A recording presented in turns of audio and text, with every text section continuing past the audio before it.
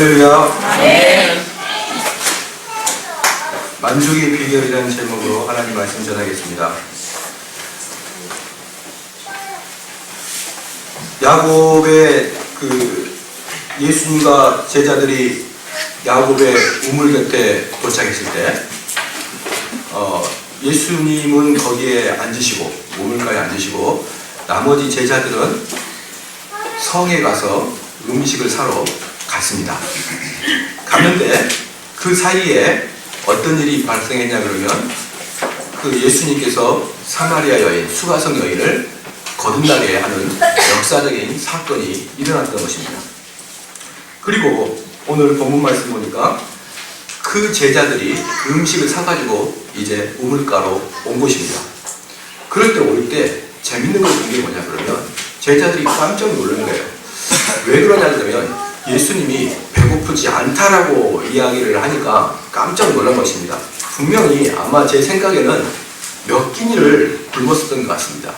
몇 끼니를 굶어서 제자들은 음식을 사러 헐렁벌떡 그 가게로 갔는데 그래서 가져오면 예수님이 엄청나게 좋아하실 거라고 생각하고 허겁지겁 드실 거라고 생각했는데 예수님이 음식에 대해서 별로 관심을 보이지 않는 거예요.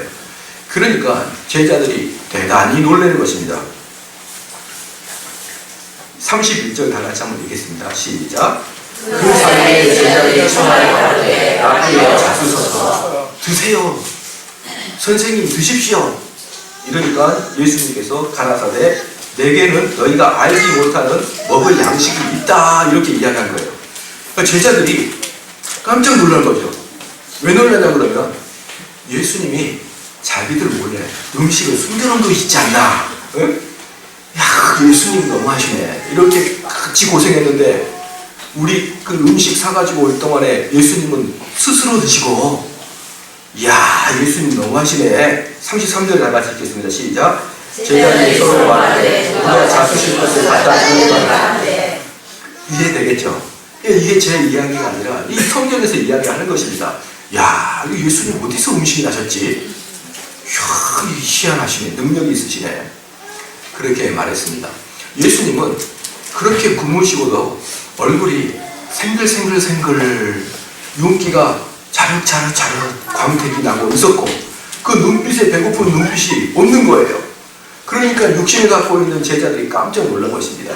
사랑하는 성도 여러분, 많은 사람들이 그렇게 이야기를 합니다.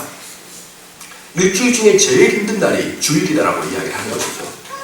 아침부터 저녁까지 계속 정신없이 뛰다가 가게 되면 월요일날 완전히 직장도 가고 싶지 않다. 너무 힘들어서 라고 이야기합니다. 그래서 이렇게 이야기할 수가 있습니다. 교회에서 좀 쉬고 싶다. 그렇게 막 뺑뺑이 돌려가면서 일하지 마라. 11시에 교회 와가지고 점심 먹고 또 셀모임하고 또 오후 예배 드리고 아주 정신이 없다. 사랑하는 성도 여러분, 어떤 교회는 끝나면 9시 된 교회도 있어요. 우리는 은혜라서 그래도 5시 이전엔 다 끝나지 않습니까? 9시 돼서 끝나서 9시 이후에 또 리더 모임 또 있어요. 그 리더는 집에 들어가면 막 12시 이렇게 되는 교회가 있는 것입니다. 그럼에도 불구하고 그들이 힘차게 일하는 교회가 있는 것이에요. 그래서 교회에서 어떻게 일을 많이 하느냐가 나를 힘들게 하는 게 아니라 은혜 받으면 힘이 안 든다 이 말입니다.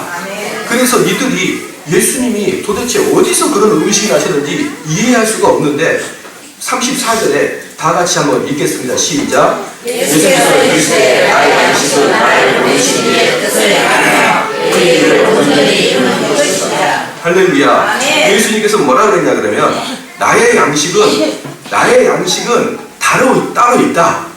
따로 있는데 그게 뭐냐 그러면 하나님의 그 뜻을 온전히 이루는 게 나의 양식이라는 것이에요.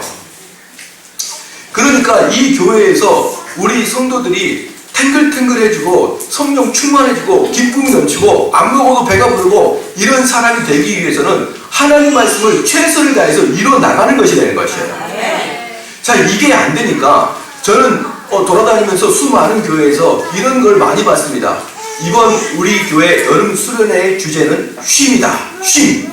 해가지고 아침부터 저녁까지 고기 굽고 그냥 쉬었다 오는 것이죠. 그건 이제 무엇을 의미하냐 그러면 우리가 일주일 내내 직장에서 힘들고 교회에서도 힘드니까 이번에 수련회 가가지고 좀 쉬었다 오자. 그러면 충전할 수 있다. 이렇게 생각하는데 전혀 그렇지 않습니다.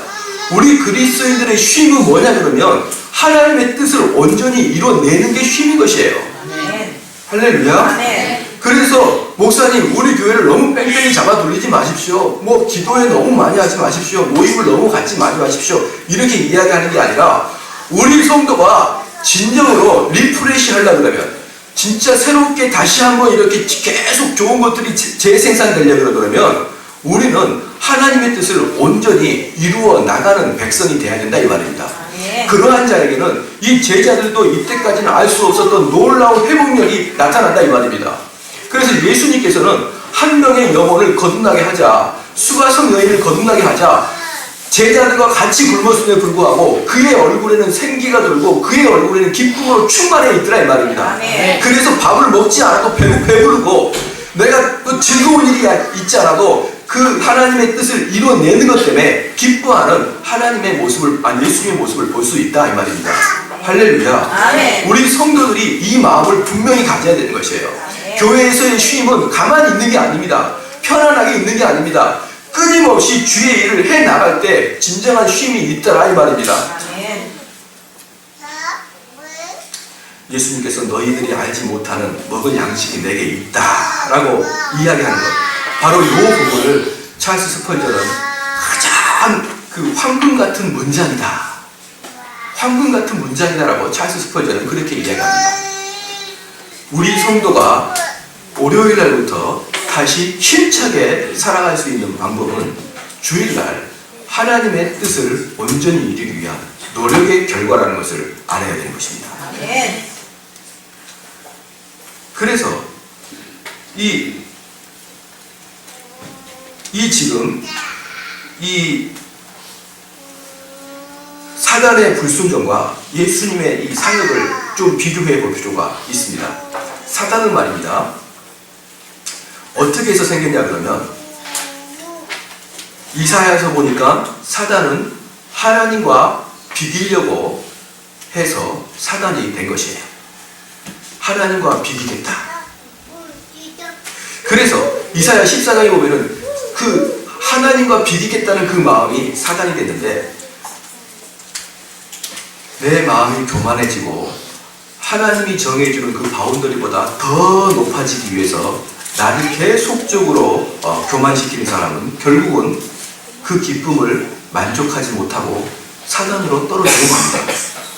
그래서요, 사단은 더 높은 주의, 더 높은 곳으로 올라가려고 계속 그러고, 그리고 그 특징이 뭐냐 그러면 하나님 말씀에 전혀 순종할 생각은 전혀 없습니다. 그래서 하나님 말씀에 순종하지 않고 자기가 원하는 대로 살면 기쁨이 오고 즐거움이 올 거라고 생각하는데 그렇지 않다는 것이에요. 그래서 사단은 자기가 그렇게 높아지려고 했는데 그 결과는 뭐냐 그러면 완전히 추락하는 것입니다. 그리고 사단은 자기가 높아지려고 했는데 완전히 추락한 그 결과로 주변 사람들에게도 기분이 아주 언짢게 만들어버리는 것입니다. 사단은 얼마큼 추락하냐면 지옥에까지 들어갈 정도로 사단은 추락하는 것입니다. 그래서 내가 사단의 영향을 받고 있는 사람은 결코 하나님 말씀에 순종하고 싶은 생각이 요만큼 없고 하나님과 내 생각이 대적하는 경우가 있다 이 말입니다.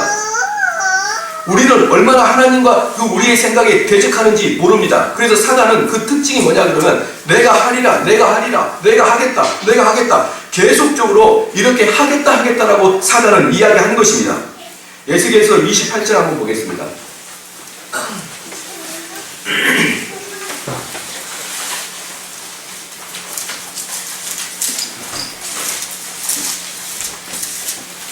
에스겔서 28장 12절 말씀 보겠습니다.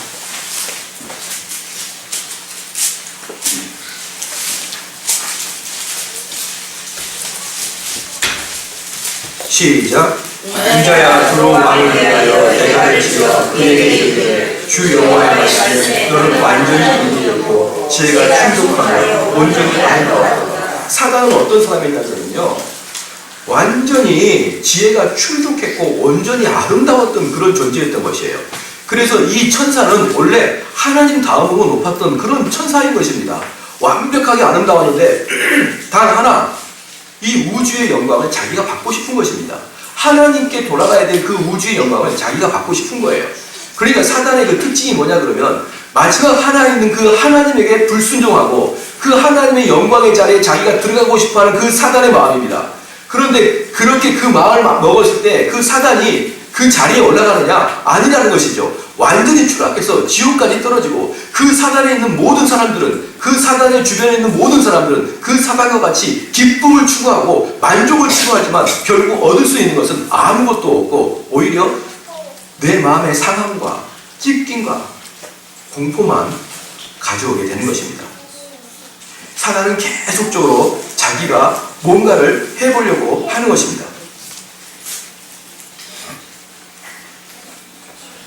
에덴 동산에 아무런 부족함이 없는 에덴 동산에서도 죄가 이루어졌습니다. 그런데 그 뱀은 그 아담과 하와에게 요구했던 게 뭐냐면 너희가 하나님처럼 되어라 이것을 요구했습니다. 그래서 그 뱀은 결국 그 하나님으로부터 벌을 받아 무엇을 먹는 저주를 받았습니까? 시작. 흙을 먹는 저주를 받았습니다. 그래서 제가 여러분께 한번 물어볼게요. 흙을 먹는 게 저주입니까? 안 저주입니까? 흙을 먹는 게 저주입니까? 안 저주입니까? 한번 생각해 봅시다. 뱀의 가족이에요. 막내한테 야 우리 지리산에 소풍 가자. 엄마 도시락은 거기에 널려있다. 오늘은 아프리카 소풍 가자. 밥은요 거기 널려있다. 아니 온 천지에 밥이 널려있는데 그게 저주입니까? 축복입니까? 와, 온 천지에 불패인데 축복이죠. 그래서 뱀이 흙을 먹습니까? 안 먹습니까? 저는 처음에 뱀이 흙 먹는 줄 알았어요. 성경 말씀이. 근데 뱀은 쥐를 먹더라고요. 그래서 여기서는 뱀이 진짜 흙을 먹는다는 것을 이야기하는 게 아닙니다. 뱀은 흙 안 먹습니다. 물론 쥐를 먹다가 흙이 들어올 수도 있겠죠. 개구리를 먹다가 개구리 발에 있는 흙이 들어올 수 있겠죠. 그런데 흙을 파먹는 뱀은 없어요. 그래서 여기서는 하나님이 뱀에게 흙을 네 밥으로 양식으로 먹어라 이렇게 축복해 주는 게 아니라 티끌과 흙, 그러니까 그 여기 창세기에 나와 있는 뱀이 먹는 흙은 티끌을 이야기하는 것입니다. 티끌을 먹는다는 것입니다. 지금 무슨 말이냐 그러면 이사야가 회개할 때 뭘 뿌립니까? 죄를 뿌리고 티끌을 뿌리지 않습니까? 이게 뭐냐면 비참함의 상징이에요. 즉 뱀은 비참하게 되겠다 이 말이에요. 뱀의 자손은 비참하게 되겠다 이 말이에요.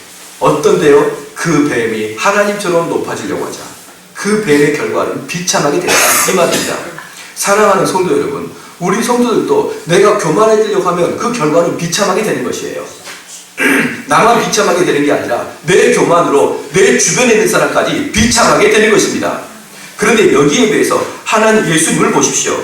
예수님은 빌립보서 2장 6절 10절 말씀에 우리는 다 알고 있습니다. 그는 근본 하나님의 본체시나 하나님과 동등됨을 취할 것으로 여기지 아니하시고 오히려 자기를 비워 종의 형체를 가져 사람들과 같이 되려고 사람의 모습으로 나타나셨으며 자기를 낮추시고 죽기까지 복종하셨으니 그 십자가의 죽으심이라 이러므로 하나님이 그를 지극히 높여 모든 이름 위에 뛰어난 이름을 주사 하늘에 있는 자들과 땅에 있는 자들과 땅 아래에 있는 자들로 모든 무릎을 예수의 이름에 꿇게 하시고 이 사단과 이 예수 그리스도의 극명에 대조되는 이 모습을 한번 보십시오.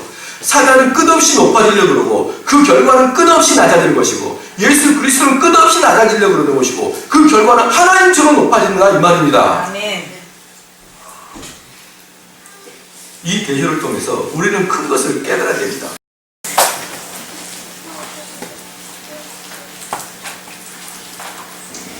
그래서요, 이 본문 말씀에 하나님의 뜻을 행하는가가 중요한 것입니다. 하나님의 뜻을 행하는가가 중요한 것입니다. 한번 말해보겠습니다. 복음서에 포도원의 비유가 나옵니다. 마다들에게 가서 포도원에서 일 중 하라 그랬더니 마다들이 아유 안 가요. 그리고 중간에 회개하고 포도원에 가서 일을 했습니다. 둘째 아들은 네 가겠습니다. 그리고 포도원에 가지 않았습니다. 그럴 때 예수님께서 묻습니다. 누가 진정한 아들이냐? 누가 진정한 아들이냐? 당연히 큰아들이었습니다.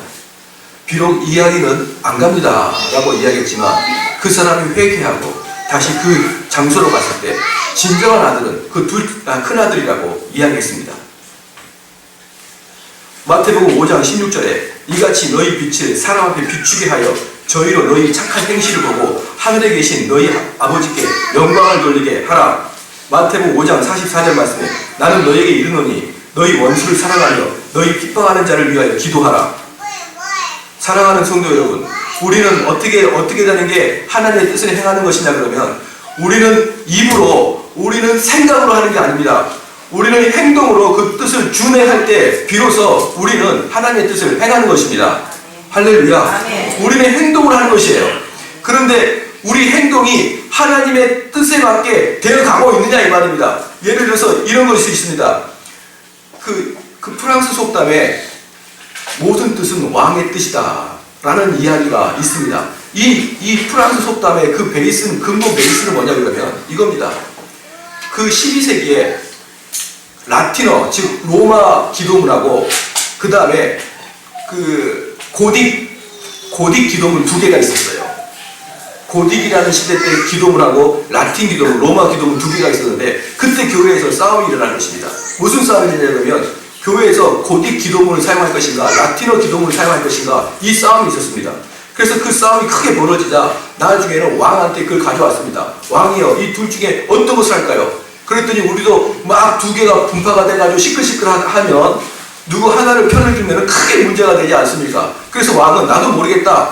이건 하늘의 뜻에 맡기자. 그래가지고 이 불에다가 확 집어넣고 마지막까지 타지 않는 그 문서를 가지고 이제부터 교회에서 그걸 사용하라. 이렇게 하면서 두 개의 문서를 확 불에다가 집어넣습니다. 그랬더니 놀랍게 고딕 언어의 그 기도문이 오랫동안 안 타고 있는 것입니다. 그럴 때 왕이 얼른 그 라틴어 그 로마 글자를 찍게 들더니 이게 오랫동안 안 탔다 이렇게 이야기하면서 결국 그 속담이 어떻게 되냐면 모든 뜻은 왕의 뜻이다 이런 이야기가 나온 것이에요.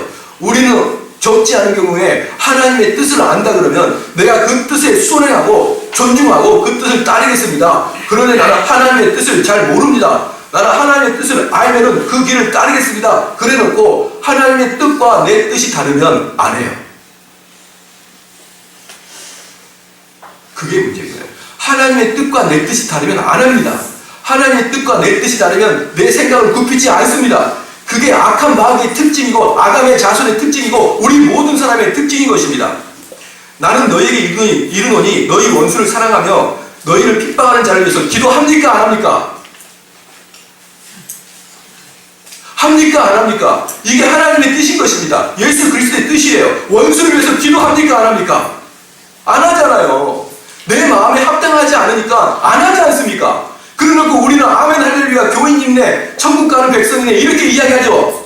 그런데 예수 그리스도의 말에 하면 누가 진정한 그리스도이냐 이 말입니다. 하나님의 뜻에 합당한 행동 하나도 하지 않고 팔짱 끼고 앉아있고 내가 그리스도인네 앉아있다는 것이에요. 그러므로 하나님의 능하신 손 아래 겸손하라. 때가 되면 너희를 높이시리니 근신하고 깨어라. 너희 대적 마귀가 우는 사자와 같이 다니며 삼킬 자를 찾느니라. 여러분 하나님의 능하신 손 아래 겸손하고 때가 될 때를 기다립니까? 아니면 억울하다고 막 발설하고 다닙니까? 우리는 내 마음속에 억울함이 나면은 하나님께서 때가 될 때까지 기다리는 말이 들리지 않습니다. 곧바로 또 어기게 된다는 것입니다. 로마서 12장 12절에 그러므로 형제들아 내가 하나님의 모든 자비하심으로 너희를 권하노니 너희 몸을 하나님이 거룩하시는 기뻐하시는 거룩한 산 제사로 드리라. 이는 너희의 드릴 영적 예배니라. 우리가 예배를 이렇게 진지하게 드리고 있느냐 이 말입니다. 그리고 우리의 어떤 것을 받냐 그러면 여러분의 몸과 마음 다 받겠다 이 말입니다. 예수님 하나님께서 원하시는 그 기쁨 그 기대는 뭐냐 그러면 여러분의 몸을 산 제사로 드리라 이 말입니다. 나의 일부분을 드리고 나의 많은 일부분은 또 다른 데 있고 이게 아니라 우리 통째로 나를 하나님께 다 드리라 이 말입니다. 우리 이 말에 순종합니까 안 합니까?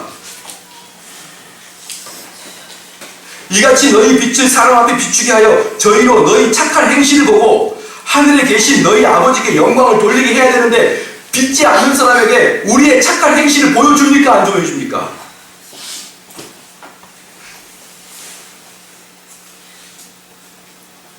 저는 그거를 묻고 싶습니다. 사랑하는 성도 여러분, 무엇을 순종합니까? 여기 5가지 성경 문구만 순종해도 우리는 어디 가서 천사라는 소리를 들었을 것입니다. 우리가 요한복음을 성경을 우리가 지금 보고 있습니다. 요한복음은 믿지 않는 사람은 믿는 것 하나만 하면 됩니다. 믿지 않고 여전히 거듭나지 않은 사람은 거듭나는 것 하나만 하면 됩니다. 그런데 거듭난 사람은 수백 가지, 수천 가지의 명령이 기다리고 있습니다. 수천 가지의 명령이 기다리고 있습니다. 그런데 우리는 그것도 하나도 지키지 못해요. 자세히 보십시오. 주의를 거룩히 지켜야 되는데, 이따가 제가 광고 시간에 미국 개혁교회에 예배를 드린 모습을 잠깐 보여드릴 거예요. 우리는 주의를 거룩히 지켜야 되는데 그러지 못한 경우도 너무 많습니다. 우리는 원수를 사랑하고 그를 위해서 기도해야 되는데 사랑하고 기도하기는커녕 이빨만 뚝뚝 깔고 있습니다. 그래서 스펄전이 썼던 이야기를 한번 제가 읽어드리겠습니다. 여러분은 선한 사람들 중에 어떤 사람들은 예배당의 집회에 참석하고 성경을 읽고 예언서를 연구하는 모임에 참석하고 어떤 영적 소비 외에는 다른 일을 행하지 않은 분들이 있습니다.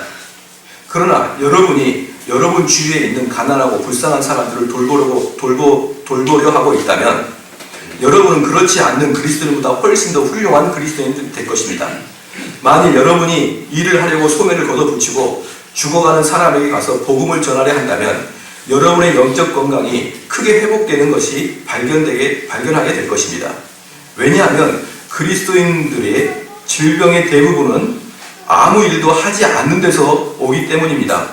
먹을 것을 많이 먹고 일을 하나도 하지 않으면 영적 비만증에 빠집니다. 게으르고 나태하고 목적 없이 살고 아무 것에도 관심을 두지 아니하고 죄인을 위해 기도하지도 아니하고 신앙을 버리고 떠나는 자를 부추겨 다시 십자가로 돌아오게 하지 않고 두려워하는 자를 위하여 용기를 붙들어 주는 일도 없고 어린 자녀에게 구세주에 관해서 전혀 말하지 아니하고 머리가 하얀 노인으로 하여금 하나님께 속한 일들을 생각하도록 비춰주지 않고 살아갈 목적도 없고 한 그런 사람이라면 절망으로 죽을 때까지 탄식하고 불만을 나타내고 자기 자신을 반성조차 할 것인지 누가 확신하겠습니까? 우리는 실천적인 기독교를 소유하도록 합시다.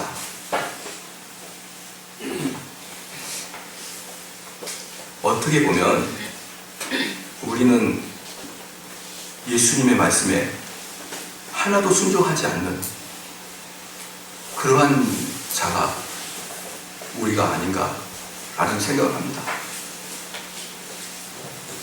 지금 우리 교회가 되게 텅 비어 있어요. 텅 비어 있습니다. 그런데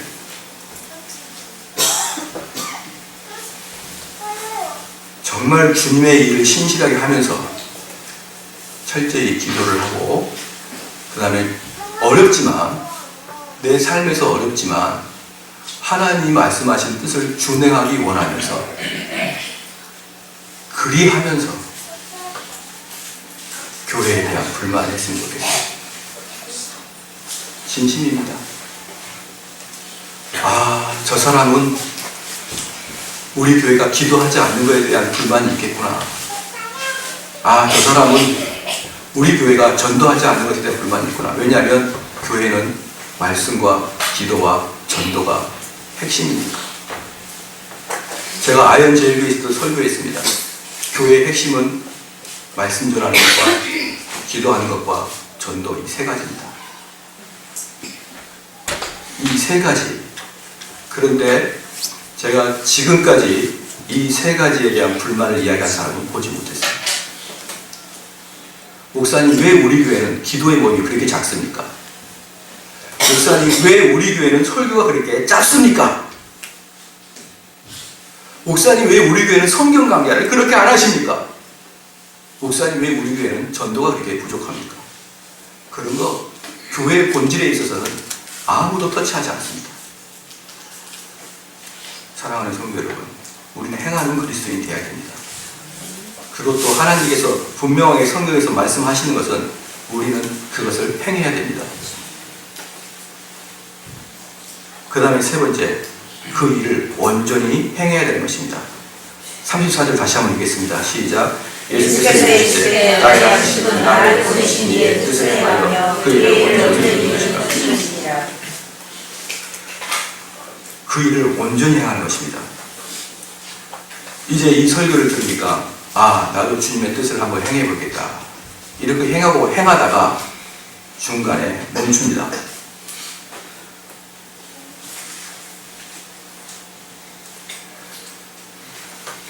요한복음 19장 한번 보겠습니다. 요한복음 19장 30절.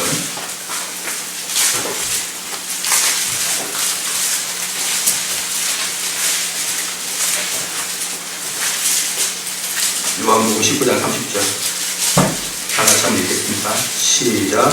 예수께서 진 포도주를 마시니 다 이뤘다 하시고 벌을 주시고 영원히 살아가셨습니다. 그 앞에 요한복음 17장 4절 말씀. 다 같이 시작. 아버지께서 내게 하라고 주신 일을 내가 이루고 아버지를 세상에 영광케 하였사오니. 사랑하는 성도 여러분, 그의 뜻을 온전히 이루어야 됩니다. 그게 예수 그리스도의 명령입니다.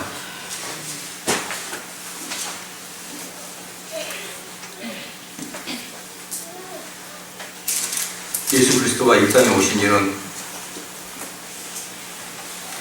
다 우리가 잘 알고 있는 지상명령 마태복음 28장 보겠습니다. 다시 한번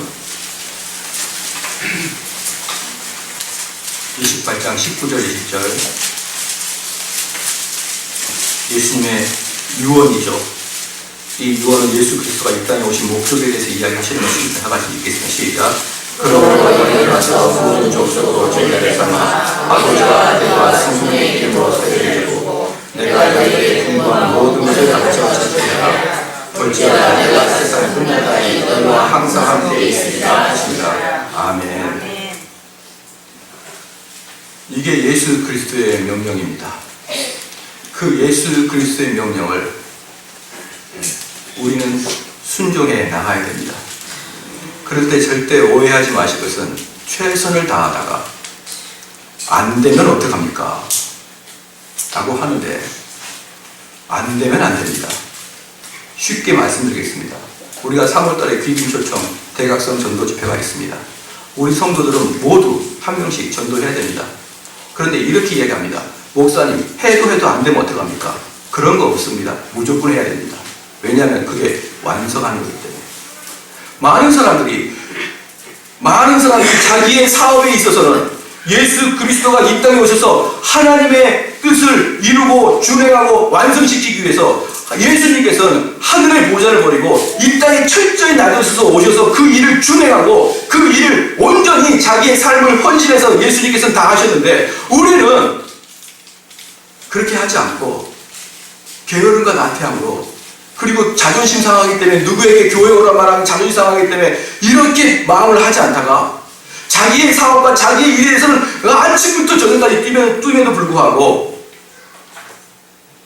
예수님이 말씀하시는 그 명령에 대해서는 그렇게 힘을 쓰지 않다가 목사님 해도 안 되네요. 이렇게 이야기한 사람 100에 99명이 그렇게 이야기합니다. 그렇게 이야기하지 마시고 요한복음에 그런 것처럼 온전히 이루시길 바랍니다. 예수님은 그 일을 위해서 인생을 헌신을 다했습니다. 제가 여러분의 생각을 완전히 좀 바꾸는 패러다임 변화를 좀 이야기하고 싶습니다.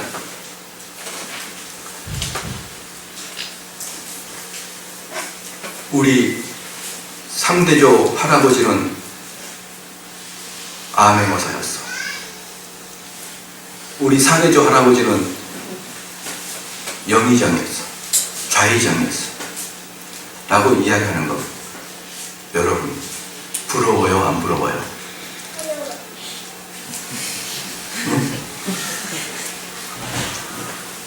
자, 우리 3대조 할아버지는 영의정이었어요. 그건 별로 안 부러운데 우리 아들은 판사야. 부럽죠? 우리 아들은 국회의원이야. 부럽습니다. 그런데 잘 생각해 보십시오. 여러분도 죽고 여러분 아들도 죽습니다. 그리고 그 아들의 3대손 후손이 우리 3대조 할아버지는 판사였어. 아무것도 중요한 게 아닙니다. 아무것도 중요한 게 아닙니다. 그리고 판사가 우리가 좀 살아보니까 알겠지만 판사가 뭡니까? 그냥 좀 권력이 있고 돈을 조금 더 많이 버는 공무원 아닙니까? 공무원이 돈을 벌면 얼마나 벌겠습니까? 물론 나쁘다는 건 아닙니다.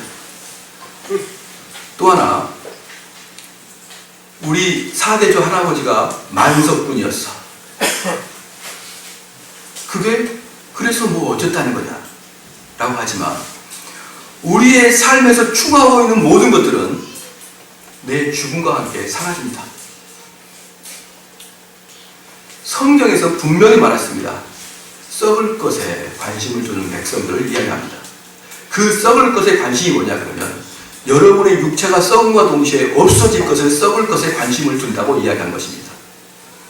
그런데 우리 자녀가 좋은 직장을 얻고 좋은 판검사가 되고 많은 돈을 버는 게 결국은 다 뭐냐면 우리 죽음과 함께 사라질 것들입니다. 그런데 성경엔 분명히 이야기합니다. 믿음은 창공의 별처럼 영원히 빛날 것이라고 이야기했습니다. 하나님의 관점에서는 우리가 얼마를 벌고 우리가 어떤 직위에 올라가느냐가 중요한 게 아닙니다. 하나님의 관점에서는 그리고 믿음의 관점에서는 우리가 어떤 믿음을 가지고 무덤 속으로 들어가냐가 중요한 것입니다. 할렐루야. 믿으십니까? 우리는 어떤 믿음을 갖고 있느냐가 중요한 것이지 우리 썩어질 육체와 함께 사라져버릴 안개처럼 사라져버릴 손에 있는 부귀보다 우리가 하나님을 더 사랑해야 되는데 그러지 못하고 안개처럼 사라져버릴 그 썩어질 것에 관심을 두고 일평생을 거기에다 헌신하고 투자하는 것을 성경은 썩어질 것에 관심을 두는 자라고 이야기를 하는 것입니다. 그래서 내가 죽고 당장 2대 3대만 가도 내가 무엇을 했는지 아무도 알 수도 없고 아무도 그거에 대한 찬사를 보내지 않습니다. 저번에도 말씀을 드렸죠. 우리 할아버지는 얼마나 착했는지 그냥 동네 사람들한테 다 퍼줬어. 그렇게 선하고 착한 일을 해도 한 대, 두 대만 지나면은 1회, 2회만 지나면은 안개처럼 사라져버립니다. 그래서 너희 할아버지가 그렇게 착해서 뭐 어쨌다는 거냐. 동일하게 여기에 있는 분들이 죽는 순간 여러분들이 이 땅에서 무엇을 했는지는 아무 관심도 없고 여러분들이 이 땅에서 얼마나 착하게 살았는지도 아무 관심도 없습니다. 누구도 관심을 가져주지 않습니다. 단 2대만 가도 여러분이 그렇게 살아가는 손자만 돼도 할아버지를 거의 기억을 못할 것입니다. 그런데 우리 인생은 그걸 위해 불철주야 뜁니다. 그리고 하나님의 명령에 대해서는 거의 고려하지 않는 삶을 삽니다. 우리는 왜 그렇게도 어리석은지 이따가 오후에 대해서 설교하겠지만 왜 그렇게도 어리석은지 그렇게 성경에서 하지 말라는 것은 그렇게 하고 성경에서 하라는 것은 그렇게 하지 않는지 정말 저는 답답하게 이럴 때가 없습니다. 제가 오래 살지는 않았지만 지금까지 쭉 살아보니까 앞으로 더 살고 또 위에 사는 사람도 있죠. 그 사람들이 밖에서 봤을 때는 성공적인 삶을 살고 괜찮은 삶을 살아도 속에 보면은 다 비스꾸름하더라고요. 비스꾸름해요. 그래서 옛날 목사님들이 뭐 그러죠. 야, 출세한다고 밥 4끼 먹냐. 그게 저는 우스갯소리고 아유 출세 못한 사람들의 변명이라고 생각했는데 이제 살고 보니까 지금 정도 살고 보니까 출세한 사람들도 보고 출세 안 한 사람도 보는데 이렇게 보면 별 차이가 없어요. 그런데 우리는 그 출세의 자리에 올라가고 돈 버는 자리에 올라가고 권력의 자리에 올라가면 세상이 변할 거라는 착각을 하고 있다 이 말입니다. 그래서 예수님께서 이 땅에 오신 이유가 하나님의 뜻을 실천하고 온전히 이루기 위해서 이 땅에 오신 것입니다. 예수님께서 이 땅에 오신 이유가 자기의 목축업을 하기 위해서 이 땅에 오신 게 아닙니다. 예수님께서 목축업을 하다가 아이고 이 목축업이 메이드 인 지저스인데, 메이드 바이 지저스인데, 이 목축업이 그냥 만들었다 그러면 최고가로 팔리는 거예요. 오동나무에 그냥 광이 반질반질 해가지고 메이드 바이 지저스 해놓으면 이게 최고가로 팔리는 것입니다. 그랬더니 예루살렘 동네에서, 그 나사렛 동네에서, 그 갈릴리 동네에서, 온 유대에서 야, 예수가 만든 이 가구는 명품이야, 명품! 이래서 많은 사람들이 예수님의 가구를 샀습니다. 그러니까 예수님께서 아이고 내가 이 사업이 너무 잘 되네. 하나님, 이 좋은 물건 만든 것도 어차피 하나님의 일 아닙니까? 라고 자기를 스스로 이제 이야기하는 거예요. 그래서 내가 좀 일이 한가해지고 일이 좀 없어질 때 내가 주의 일을 하면서 하나님의 내가 뜻을 순종하면서 온전히 준행하면서 내가 십자가를 질 텐데, 지금은 이 사업이 너무 잘 되고 이 사업 때문에 많은 사람들이 하나님께 영광을 돌리고 있으니까 이 사업을 내가 지금 계속하고 나중에 이 사업이 안 될 때 제가 하나님의 뜻을 준행하겠습니다. 그렇게 하지 않습니다. 예수님의 제자들이 그렇게 얘기합니다. 예수님, 아버님 장례 좀 치르고 올게요. 죽은 자는 죽은 자 가게 하라. 죽은 자는 죽은 자 가게 하라. 너는 가지 말고 나 따르라. 사랑하는 성도 여러분, 우리 성도들이 어머니, 친정어머니 돌아가셨는데 목사님 이번 주는 어디 고흥 좀 갔다 올게요. 외삼촌이 하게 하라. 당신 흥둥이는 아니야. 이러면은 무슨 목사가 저런 목사가 있을까? 인정이라고 눈꽃만큼도 없고 바늘로 찔러도 피 한 번 안 나오겠다. 내 이 교회 못 다니겠다. 그래서 예수님이 담임 목사 있으면 큰일 날 뻔했죠. 흰 가운 앉아가지고 죽은 자는 죽은 자가 장례하게 하라. 예수님 정신 좀 차리십시오. 이겁니다. 지금 제가 말씀드리고 싶은 게 뭐냐면 여러분의 패러다임이 완전히 바뀌어야 되는 거예요. 어떻게 바뀌어야 되는지 제가 분명히 말씀드리겠습니다. 주 업무가 주님의 일을 하는 거예요. 주 업무가 주님의 일을 하는 것이고 부수적인 업무가 여러분의 직장인 것입니다. 그래서 저는 가끔 우스갯소리를 이렇게 얘기합니다. 목사님, 이번에 직장인 때문에 수련회 못 갑니다. 그럼 제가 항상 묻습니다. 야, 직장에 가서 이번에 수련회 때문에 직장 못 갑니다. 이렇게 한번 얘기해봐라. 우리는 이 패러다임이 너무 안 바뀌어요. 나의 일은 나의 일이고, 그리고 하나님의 일은 항상 부수적인 것입니다. 제가 이번에 그 한전 기독 신우회 예배를 갔는데 끝나고 식사를 하는데 저는 옆에 그 은행장이 앉아 있더라고요. 은행 지점장이. 한전 직원은 아니고 그 한전에 속해 있는 그 기업은행인가 무슨 은행 지점장이 항상 그 신우회에 같이 참석하면서 식사를 같이 하나 봐요. 바로 옆에 은행 지점장이 앉아 계셨어요. 그런데 그분이 같이 대화를 해보니까 교회에서도 꽤 많이 알고 조지신학도 대충 맛을 본 것 같아요. 그래서 아유, 장로님입니까? 집사님입니까? 그러더니 집사님이라는 거예요. 근데 그분은 일본어를 그렇게 공부를 하고 있고 매년마다 일본어로 성경 공부를 가르치러 간다는 거예요. 매년마다. 그래서 아니, 일본어를 이제 배웠을 텐데 어떻게 그렇게 일본어를 잘하십니까? 그랬더니 자기가 일본 지점에 3년 근무했었다는 것입니다. 그러면서 하나님이 자기를 일본에 보내셨던 것은 이 일을 위해서 준비하신 것 같습니다. 그래서 이분은 지점장 일을 하시면서 온통 머리에는 일본 성교밖에 없었어요. 기회가 되면, 틈만 나면 그 일을 자기가 이루기 위해서 온전히 이 생각은 성교밖에 없었습니다.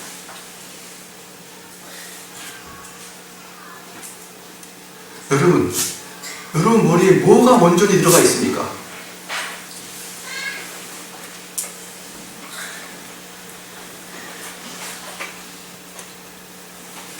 뭐가 온전히 들어가 있나요? 온통 내 일에 머리가 쓰여 있고, 기도도 제가 다음번에 동영상 하나 보여주겠지만, 기도도 온통 자기의 유익을 위해서 하는 기도들, 나라와 국가와 죄인들과 멸망할 사람들과 내가 전도해야 될 대상들에 대해서는 요만큼도 생각이 들지 않는 온통 내 일에 집중되어 있는 기도들, 이렇게 하면서 나는 하나님 말씀에 순종하는 그리스도인이네 하는 백성들이 너무나 많다는 것이에요. 저는 정직하기를 원합니다. 내가 입으로 고백하면, 내가 그리스도인이다라고 이야기하면 그리스도인처럼 살려고 노력을 하시고, 도저히 못 살겠다 그러면 나는 그리스도인이 아니라고 선포하십시오. 그게 정직한 거예요. 왜 나는 그리스도인이라 그러면서, 아까도 제가 읽어드렸지만 그에 대해서 순종하는 것들이 거의 없습니다. 이번에 또 이렇게 말하지 마십시오. 마태복음 28장 주님의 대지상대 명령을 보셨을 것처럼, 요한복음 여기서 보신 것처럼, 또한 요한복음 마지막 예수께 십자가에 돌아가실 때 했던 것처럼, 여러분은 여러분의 인생을 동원하여서라도 그 일을 온전히 이루어 나가야 되는 것입니다. 그 일을 온전히 이루어 나가야 되는 것입니다. 지상 명령입니다. 그래서 1월 달부터 열린 모임이 시작되는데, 3월 달에 비빔 초청할 때 다른 교회 다니는데, 또는 그때만 잠시 와서 그렇게 또 약삽한 생각 가지고 전도하지 마십시오. 지금 짱값이 얼마큼인데 그 상황을 모를까요?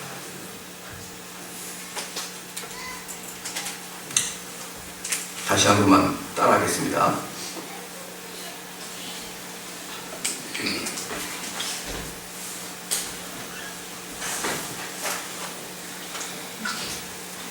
다시 한번 따라합시다. 이같이 너희 빛을 사람 앞에 비추게 하여 저희로 너희 착한 행실을 보고 하늘에 계신 너희 아버지께 영광을 돌리게 하라. 이게 전도입니다. 이게 전도예요. 우리 교회에 전도하자니까 전도지 듣고 나가자는 거예요. 물론 그것도 전도죠. 아니, 그건 전도가 아닙니다. 따라합시다. 교회 홍보. 그건 교회 홍보예요. 성경에는 교회 홍보 하나도 없습니다. 교회 홍보가 나쁜 건 아닙니다. 근데 전도는 뭐냐? 증인의 삶입니다. 여러분의 증인의 삶을 보고 많은 사람들이 여러분을 쳐다보면서, 야, 하나님께 영광을 돌리는 삶을 살 때 증인이 되는 거예요. 그렇게 해서 성도들을 전도해야 되는 것입니다. 이제 말씀을 마치겠습니다. 저는 강력하게 이야기하겠습니다. 실천하지 않으면 입 다물고 계십시오. 실천하지 않은 분들이 이런저런 이야기하지 마십시오. 전도가 있고, 우리가 교회가 있고, 선교가 있고, 봉사가 있고, 악한 자를 위해서 기도할 때가 있고, 조국을 위해서 기도할 때가 있고, 발로 뛸 때가 있고, 시간을 낼 때가 있고, 이럴 때 뒤에서 쭉 빠지면서 아무것도 하지 않으면서 어떠한 권리도 그런 분들에게는 없는 거예요. 그래서 마음을 단단히 먹으십시오. 내가 이 일을 위해서 3월달까지 어떻게 뛰어야 될 것인지. 그래서 그 1월달부터 3월달까지 하나도 전도에 대한 증인에 대한 삶을 살지 않다가 마지막에 그 주 한 번만 나와라. 아니, 나 교회 가야 되는데, 아니, 너희 교회에 말하고 한 번만 나와줘서 안정만 줘라. 내 체면이 있다. 그렇게 하지 마십시오. 그렇게 하는 사람들은 다 압니다. 그렇게 하지 마시고 정직하게 하십시오. 정직하게.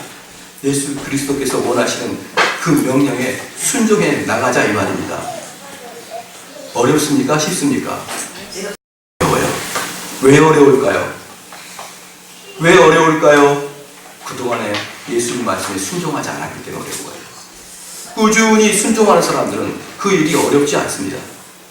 그런데 지금까지 그냥 듣고 귀에 익숙하고 말로만 그냥 내내 하다가 몸으로 직접 움직이려고 하고 생각하면 아주 아득할 것입니다. 그래서 다음 주에는 전도하는 법을 가르쳐 드릴 겁니다. 예수님께서 사마리아 여인을 어떻게 전도해야 되는지 그 전도하는 법을 가르쳐 드릴 테니까 여러분들은 기도 이제 철저해야 됩니다. 할렐루야. 아멘. 따라합시다. 전도 외에는 전도 외에는 소망이 없다. 소망이 없다. 전도 외에는 전도 외에는 소망이 없다. 소망이 없다. 믿으십니까? 아멘.